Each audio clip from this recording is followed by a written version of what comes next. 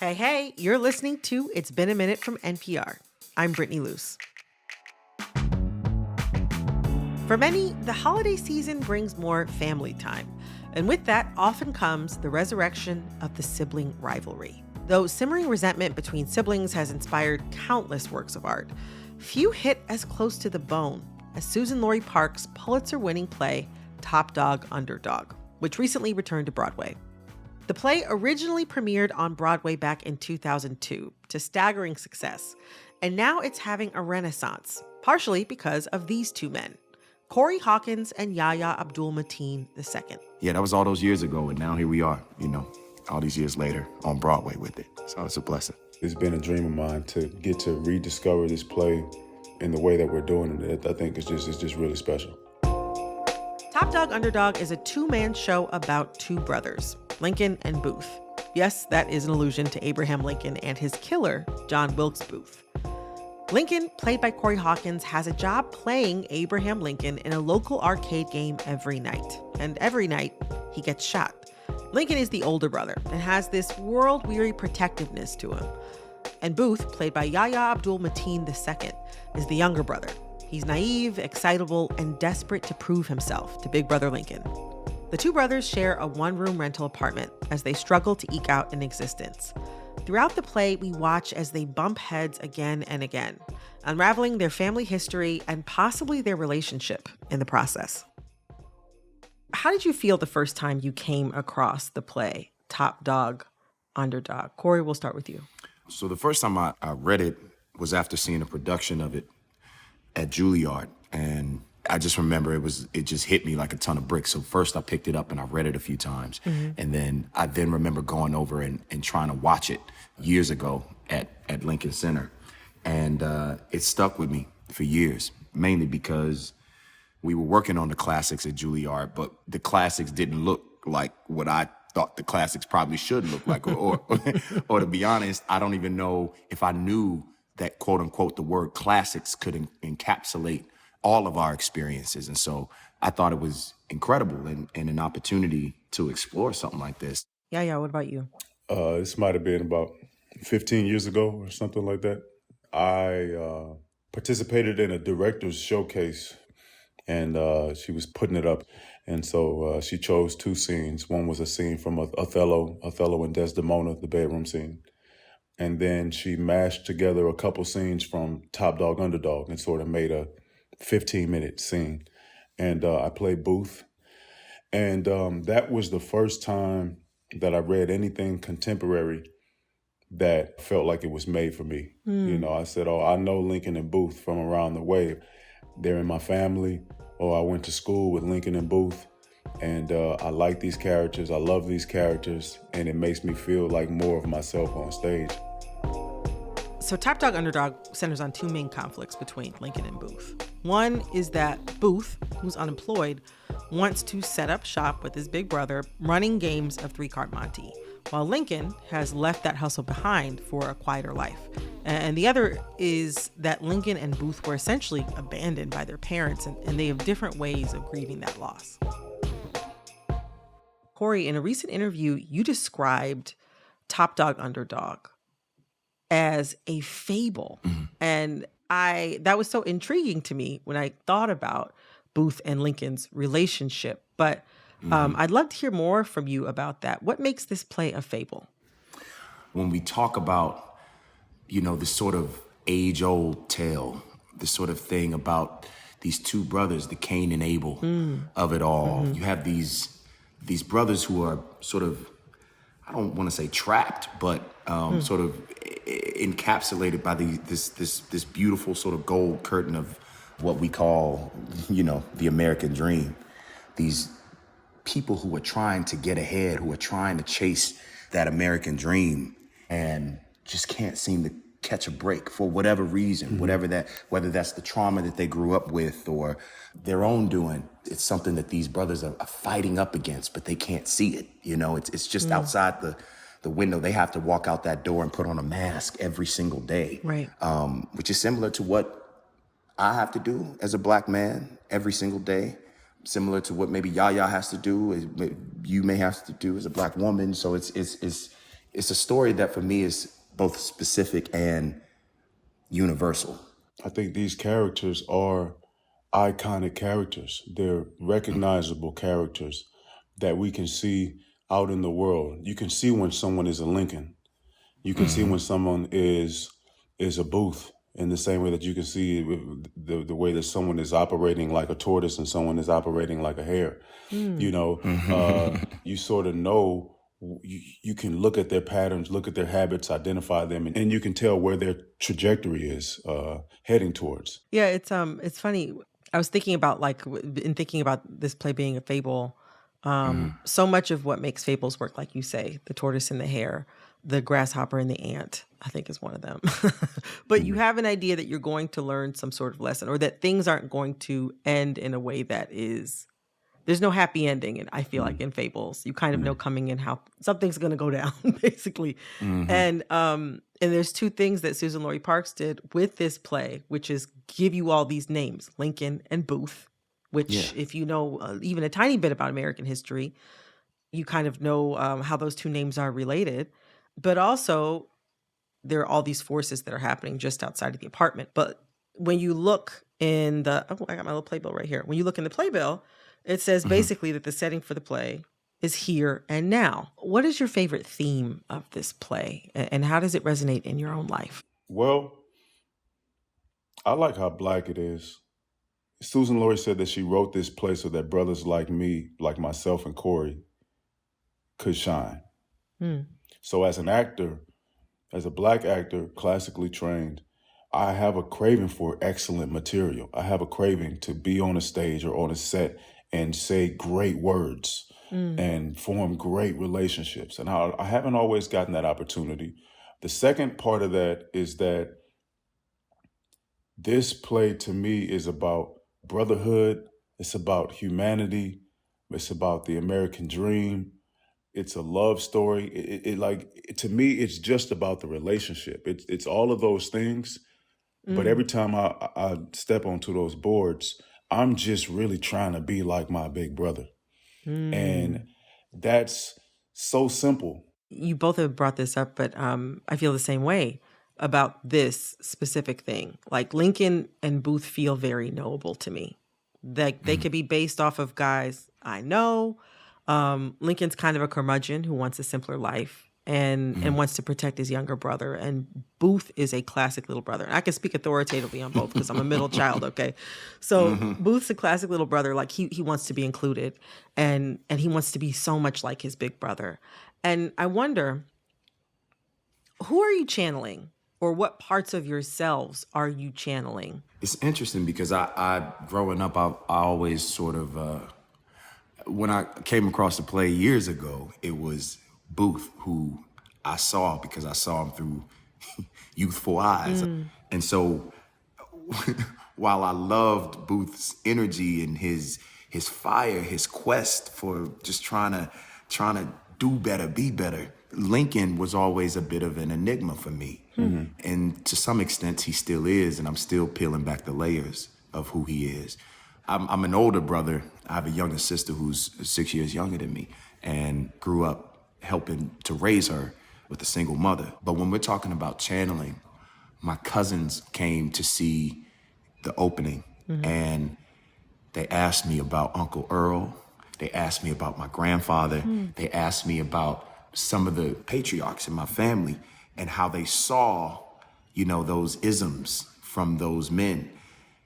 And it hit me like a ton of bricks because I hadn't really thought about that. So when we're talking about channeling, it's crazy because I think as artists, as you grow up, you sort of take on a lot of, the people around you and you pour that back into the characters that you portray. And it surprised me. Lincoln has surprised me. But at the end of the day, like you said, he wants to maintain, he wants order, he wants to protect, he wants normalcy.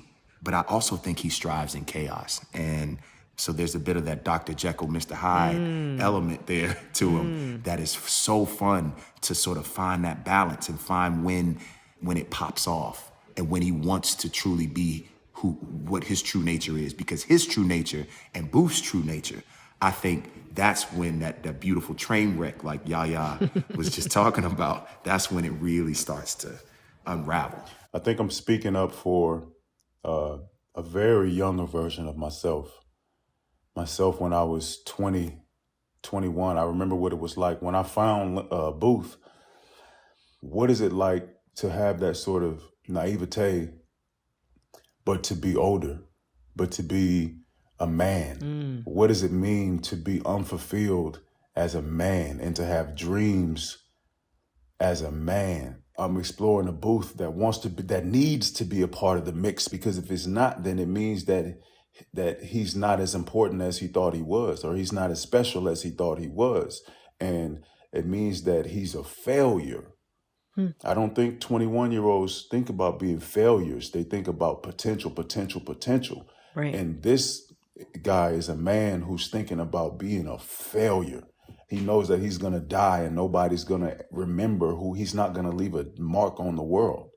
And in researching for this interview, I found this quote from Susan Laurie Parks from 2002. Is from this behind-the-scenes documentary that someone had made about the whole process of Topdog, Underdog getting to Broadway. And this interviewer suggests very strongly to her that Topdog, Underdog must be an exploration of race. That's what the play has to be about. And Susan Laurie Parks pushes back on that. And she says, Black people, when they hang out, is it an exploration of race? She seems to push back very hard on the reporter's idea that this play is necessarily about race.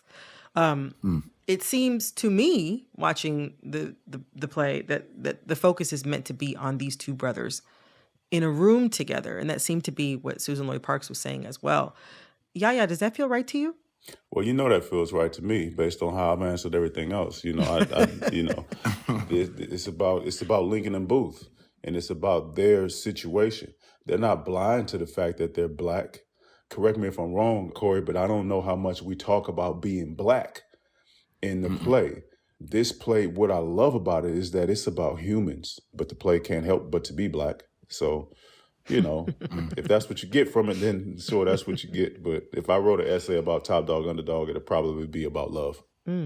Yeah, I don't think these brothers walk around every day in this skin thinking about race. And the circumstances are that they are Black. We understand that. We know what the outside world is. But when he gets to come back into this room, when he gets to come back in home and sit on that couch and be himself, when he walks through that door, I don't think he's trying to scare, his brother with the fact that he has on this Lincoln getup and stuff like that. It's just, that's just him. He just gets to walk back in. He gets to come home and be himself, his true self. Yeah. And so if there is a white person or an interviewer, I don't know the race of this interview in that documentary, but if that person is bringing that to it, then that's what they bring to it. It might be for someone else. It might be just about love because that person, the person next to that person, woke up that morning and needed to see some love and needed some humor. And so that's the scope and lens in which they see the play that night. And that's the beautiful sort of lenticular, I should say, Kenny Leon always likes to, the image just changes. It just changes as you watch the play and as you experience life. And you come back and see the play a week later and you're going to find some things. And it might be about race for you that night because you had an experience that day that's hot for you. And that's the beauty of what we get to do night after night live with 800 people, 1,000 people sitting at the audience, all making a pact to suspend our disbelief and go on this journey. That's just the magic and mastery of Topdog for me. Corey, Yahya, thank you so much for joining us today on the show. This was really great. Thanks for having us, Brittany. Thank you. Appreciate you. That was Corey Hawkins and Yahya Abdul-Mateen II, the stars of Topdog, Underdog, the two-man play, which is on Broadway till January 15th. We're going to take a quick break, but when we get back, we're revisiting a classic, Blockbuster, which recently got a reboot in the form of a series on Netflix. We'll be right back. My husband is like one of your biggest fans. Oh my God. When Always Be My Maybe came out, we've probably seen it in my household probably 30 or 40 times. So, oh my God. When he was like, I don't know what else to watch. I don't know what's on TV. He's like, well, I think I'm going to turn on Always Be My Maybe again. That's amazing. If that voice doesn't sound familiar to you, my next guest today is Randall Park. Talk about an actor with range. In 2014, he blew up Hollywood playing a very satirical version of Kim Jong-un in The Interview. I'm 31 years old. The fact that I'm running a country is a batshit crazy. Then he played Louis Huang, one of the first network sitcoms all about an Asian American family. Eddie, I know you're not excited to leave DC, but you're gonna love Orlando. I've been there for 6 months setting up the restaurant, and I've grown to love it like the daughter we wished Evan had been. And then, of course, he starred opposite comedian Ali Wong in the Netflix rom-com Always Be My Maybe. But most recently, Randall is starring in another sitcom, Blockbuster. It's a Netflix work comedy from the creators of Superstore, and Randall plays Timmy, the manager of a fictional last remaining Blockbuster store, trying with relentless optimism to breathe life into a dying business, which isn't a new experience for Randall. I read that you had worked at a video store in high school. Like, how much of yourself did you see in Timmy and his group of friends on Blockbuster? I see a lot of myself now in Timmy. But back then, I was way more of a slacker than Timmy is in the show. It was just a place to be and just hang out. And I could care less about how well that store did at the time. But now I see a lot of myself in Timmy. There's a lot of parallels there. What attracted you to playing him? I think the idea of trying to keep something alive that is definitely gonna die, but still trying your best. You know, I think that resonates with me a lot, in part because my dad owned a 1-hour photo store for many years, and it was just him working in that store. He had no employees. It was a tiny little store in Santa Monica. And I saw the digital age just coming for it, you know, and just the idea of trying to keep something alive, knowing that its time is up. Something about that. I feel like there's beauty in that. There's something special about Randall's acting, a sense of humor and genuine energy that my husband and I love. But it was a long road to his current success because, not surprising, it wasn't easy for a young Korean American like Randall to see himself as a famous actor. Who did you look to as a model for your comedy or your career when you were younger? I mean, white folks who were on TV and who were on the movies. Folks who I would just watch a lot of sitcoms and just be obsessed with TV. Throughout those years, yes, when there was an Asian face, I feel like every Asian person in the country jumped out of their seat, regardless of the size of the role. Yeah. Deep background, we'd jump out of our seat and be like, look, there's an Asian person, you know. Randall and I talked about the years he spent forging a path for himself in Hollywood and the passion he puts not just into his roles, but into creating. But first, we went back to where it all began. After a quick break. On campus at UCLA, you started a theater group in college called LCC, which stands for... Lafu the Coyote That Cares. Lafu the Coyote That Cares. That has a lot of the same energy, I feel like, starting a theater troupe in college, like to create this space for Asian American actors to play, to hang out together, where it previously didn't exist. We thought we were changing the world at that time. Everything was so grandiose. And the fact that we were starting this theater company, it was going to truly have a hand in like shaping culture, you know. And, you know, at the time we put on our plays that the audience came, and it was very magical and very big for us in our little world. But we wouldn't realize the change that was to come from that theater company in terms of the people that came out of it who are doing things, whether they be writers, executives, Ali Wong, just like really great. And a ton of actors, working actors who came from that theater company, which is, kind of crazy because at the time it was like pretty much a bunch of folks whose parents wanted them to be doctors and lawyers. And we wanted to express another side of us without much, or really without any training or background in it. I certainly never thought of myself as an actor until I stepped on stage for that theater company.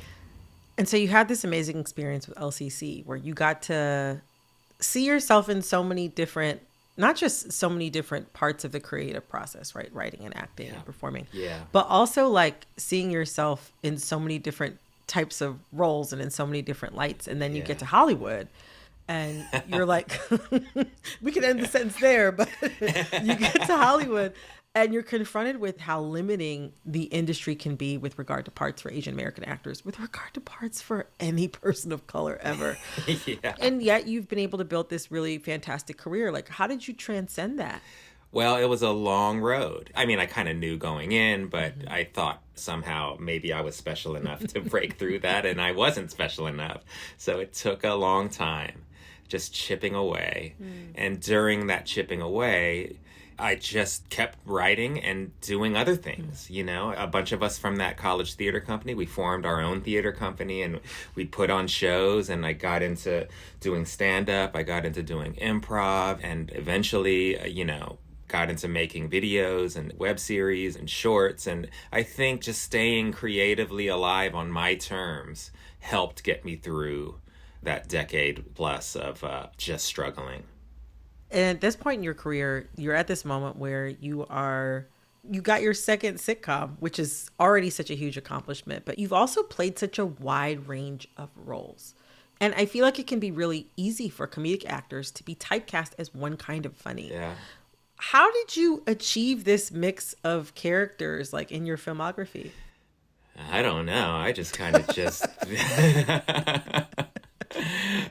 I will say, I do think those years in that theater company in college and after college, where, like you said, I got to do so many different things, I feel like that kind of planted this audacious idea that I could play a lot of different things, and there's still a lot of luck involved and timing and all that. But for me, it's just one job at a time and just try to do my best and try to have fun. And I've been lucky enough that the jobs that have come to me have been pretty varying in different ways. To dig deeper on some of your roles, like your role in The Interview, okay? I'm sure you thought it was risky at the time, or I would guess that you thought it was risky at the time. And of course, looking back, Sony hack, I think looking back, it was definitely risky. But what was your thought process about taking that role and playing that character? Like, were you concerned about any backlash? To be honest, I wasn't expecting that backlash, Like, I really wasn't. And I think maybe because I'm super dumb. I don't know. I have a feeling that's not it. But I read it and I thought it was so great, and it just seemed like it would be super fun. And when all of that happened, I guess I was surprised, but I understood it, So it wasn't like I was in complete shock. I think there was also this part of me where it was like, oh my gosh, I get the chance to play a lead character in a movie. And that stuff wasn't coming to me at that time. It was like, oh man, it's crazy and ridiculous, but I get to take this role and try to do something with it. And I think at that time, I just wasn't getting that, I wasn't getting those types of offers. I mean, I had to audition for it, but I wasn't being offered even those types of auditions. So, on multiple levels, I think it really kind of made me excited, and then we all knew what happened after that. So to talk about a completely different role, totally different vibe. Yeah. I mentioned earlier, my household is obsessed with Always Be My Maybe. Oh my God. Of all of the things that you could have written and performed, why was that the role that you wanted to write and play, this romantic lead? Because I love rom-coms, and I wasn't being offered anything like that. And I always wanted to play a lead in a rom-com. It was like, okay, we'll just write it. With my really close friend, Ali, who also wanted to always be in a rom-com. Along with our friend from the theater company, Mike Kalamko, he came in and wrote with us. So it's kind of, again, this family affair. And then we brought in our friend Nanachka Khan, who directed it, who created Fresh Off the Boat. Right. It was kind of the fulfillment of so many dreams. And it was really one of the great experiences of my career. That feeling definitely came through on screen. It's like one of my go-to classic romantic comedies. Wow. Yeah, I mean, oh, definitely. I mean, if I didn't make that clear enough. Definitely. But it's interesting because, like, I know that what you're saying is true, right? That it's hard for people it's basically hard for any non-white person to be cast as a lead in a romantic comedy. Yeah. And yet, when I look back to that time, roughly like the mid to late aughts, right? You have The Big Sick, which did really, really well. You have To All the Boys I've Loved Before, Crazy Rich Asians, and also Always Be My Maybe. And looking back, it's like these were some of the most talked about films of that period of time. But also they all feature Asian leads. It's so silly that the industry kind of remains in this same space when you can look at the material and you can sort of see the proof in the pudding. Yeah, I mean, we all know, just from our own lives that romance exists and people have sex and people fall in love. Right. I think the belief is, in terms of the industry, it's like, will people watch this? Yeah. Will it be people outside of these communities that watch this, i.e. like white people, Right. And it's like, yes, they will, because all of these feelings are so universal, How important was it to you that Always Be My Maybe, this rom-com, drew from your own experience? Like, what parts of yourself did you want to share in making that film?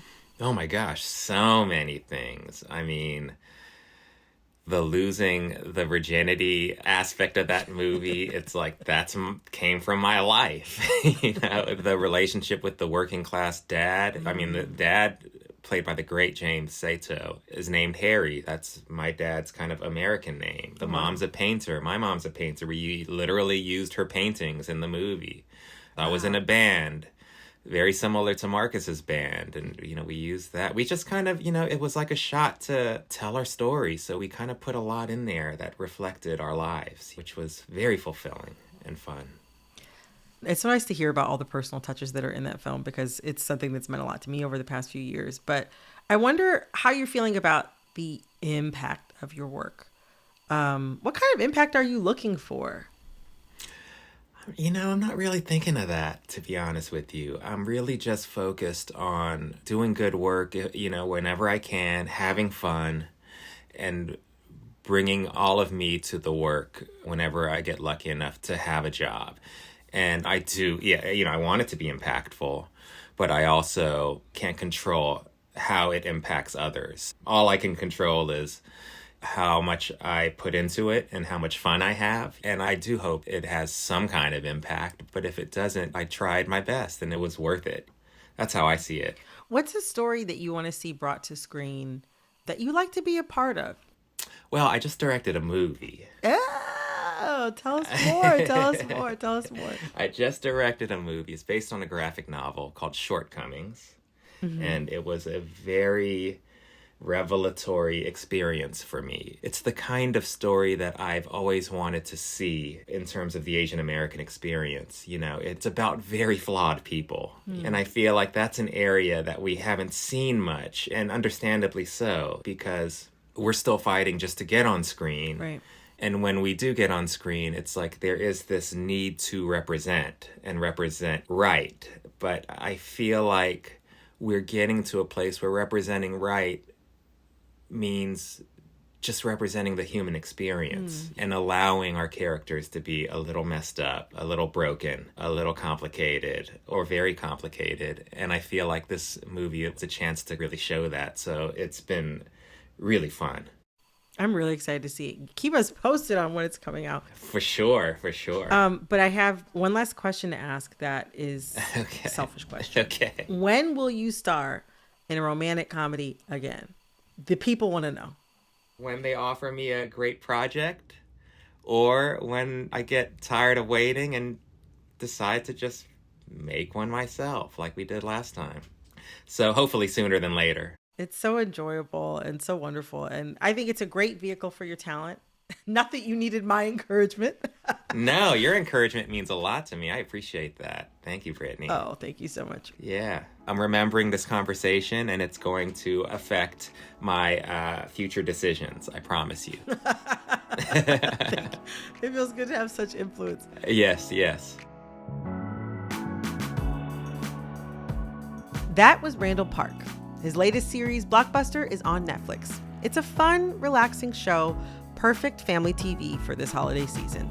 This episode of It's Been a Minute was produced by Barton Girdwood, Liam McBain, Janet Ujong-Lee, Jamila Huxtable. It was produced and edited by Jessica Mendoza. Our editor is Jessica Plachek. Our executive producer is Verilyn Williams, Our VP of programming is Yolanda Sanguini. Our senior VP of programming is Anya Grundman. All right, that's our show for today. See you next week for another episode of It's Been a Minute from NPR. I'm Brittany Luse. Talk soon.